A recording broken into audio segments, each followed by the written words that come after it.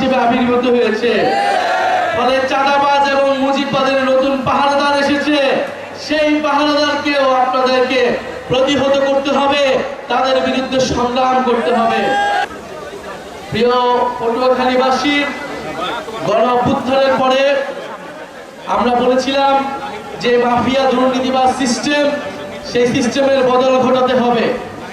কিন্তু আমরা দেখছি সেই সিস্টেমকে পাহারা দেওয়ার জন্য নতুন দলের আবির্ভাব ঘটেছে।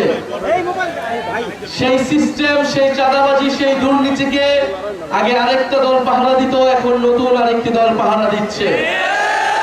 সেই সিস্টেম চাঁদাবাজিকে আরেকটি দল এখন টিকিয়ে রাখছে।